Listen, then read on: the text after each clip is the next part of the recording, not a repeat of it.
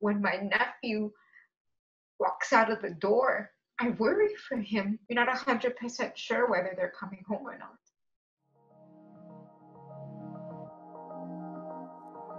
These accounts are from 6 Black people that have experienced racial discrimination in their respective countries. How would you describe your upbringing? Growing up in America has been a very complex and interesting relationship. I'm from Brooklyn, New York, born and raised.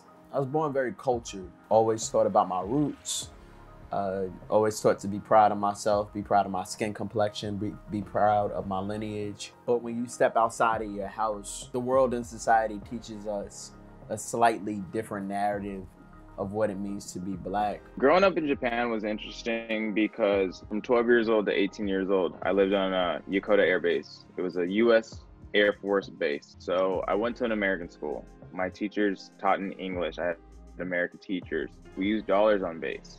We still use gallons and Fahrenheit. Outside of Yokota, right outside the gate, is the real Japan. They use Celsius, they use kilometers, they use Japanese yen for their money. We had a community, however small it was. There's a few people who looked like me, who look like Americans, you know? There is a lot of life in South Africa. There is a lot of joy. There is a lot of pride in what is now known as the Rainbow Nation. But I think that image of the Rainbow Nation also blindsided people to what's actually happening, what majority of the country is actually experiencing. If I'm describing Kapliuk is a township that was created under apartheid rule. It is where majority Black middle to lower class people live, and it is what you would expect in that area. There is a lot of like complexity in the beauty you kind of see in this area, because you see, you know, this beautiful area of vibrancy and people who are so grateful for life, but you also see their situations and you also see their realities and their lived experiences, which kind of contrasts this beauty, and it's sort of that kind of experience. Do you think other countries are aware of the racial inequality that happens in your country? I think people who are outside of Australia are acutely aware of the racial inequality. However, it's not widely reported on. And so I think people have a very idolized version of what they know of the country. The UK birthed the US, so to think that the UK is not racist is stupid. We taught the US racism. I don't want to say we invented it, but we definitely perfected it. We perfected it so much so that the people in this country think that racism doesn't exist. I think the difference is, I like to call the US a baby country, and because, you know, the US is quite new, and as a baby country, they're in their toddler phase and they're still really, really loud. The UK is very mature. We're the mature older sister that can suppress and really be vindictive with their own doings. So as the US says racism is so overt, it's in your face, ours is like very underlying. You know, I think when people think of Canada, they think that we're so polite and, you know, we're multicultural and there couldn't possibly be racism here, but there's a lot of racism here. People of color experience it almost every day. It needs to be known. Something needs to be said about it, because we're always so quiet. And, you know, at this point in time, I'm done being polite. I'm done being quiet. I look at the township that I live in. It's about 28 minutes from central Cape Town, which is the touristy area with Table Mountain and waterfront. So when a tourist is visiting South Africa, they might choose to go to places like Robben Island, Table Mountain, waterfront, all of the beautiful Instagram-worthy places. People are living very different lives from what you're seeing from those Instagram pictures. An interesting thing is that many children of color don't get to go to these tourist areas, even though they're right here in their countries, just because it's such a luxury. And so I think as someone coming in from a different country, you might choose to not see it because you're here for a good time. Can you recall an instance of racial discrimination? The first time I felt racism, I think I was around 7 years old. In our school, I went to an all-girls school. It was basically, you know what it is. It's the policy that if you're going to invite one person to your birthday party, you must invite everybody to your birthday party. A girl in my class, her birthday party had come around. She gave everybody invitations for her birthday. I was like one of the only black kids in the class, and when it came to me, she was like, "Oh, I'm really sorry. I can't give you an invitation because my mum says I can't have any people like you at my birthday party." I was in elementary and there were 4 little white girls that tormented me and my sister, and we used to fight every day.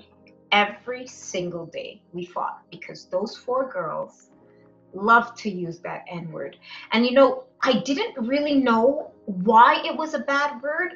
I just knew that it was bad and it used to hurt. Like every time they said it, it would hurt my stomach. I was working for a company where there was a racial dispute, and when I brought it up, I was fired. It made me feel unsafe. It made me feel as though I couldn't use my voice in a constructive way. It made me really depressed. I remember being stopped by the police because I was driving my mother's car, and they couldn't believe that a young black man, I guess, was driving an Infiniti. They didn't think it was my car. They thought I stole it. And after that instance, which unfortunately a lot of black people go through, you start to see very skewed perceptions of what it means to be black in America. The cops stopped me pretty much my entire stay there. Out of the 17 years, I've been stopped without fail multiple times. I've been stopped by cops for standing on a corner, daytime or nighttime. I've been searched. My backpack has been searched. My shoes have been searched. My underwear has been searched. You know, and there's no problem protecting your home. The issue is, why are you stopping me when I'm trying to get to my English class to teach your kids? How has the racial protests in the U.S. affected your country? So the protests and everything that you see on TV with regards to America, it's really lit a fire under us to say, hey, it's happening there, but it's happening here too. Don't think that just because we live in Canada and, you know, it's not as blatant, that it's not still happening. When the Black Lives Matter movement got a lot of attention in terms of the media, that magnified the issue of like police brutality in South Africa that has been happening. And during lockdown, there's been this fear around the South African Defence Force monitoring townships and other areas like that because they tend to be very violent. The timing was so good. I mean, it's a bad thing, but the timing was so good because then the two issues sort of combined, and a lot more attention was now put on it, and a lot more attention was put to get justice for many victims in South Africa who were hurt or died under the hands of police. I'm so proud of the Black community globally for really coming together and deciding in this time of a pandemic, as if we don't have other things to think about, but we have come together as a collective and said, it is enough. We will not stop. Unfortunately, this is something that every black person, in my opinion, experiences in some way, shape, or form. Whether it's microaggressions, whether it's direct, whether it's subtle, it's there. You can't take off this uniform and stuff. We stand out worldwide. It isn't a lot that we're asking for. We're just asking to be treated like human beings. Just give me the same recognition, the same human rights as my white neighbor, and that's it.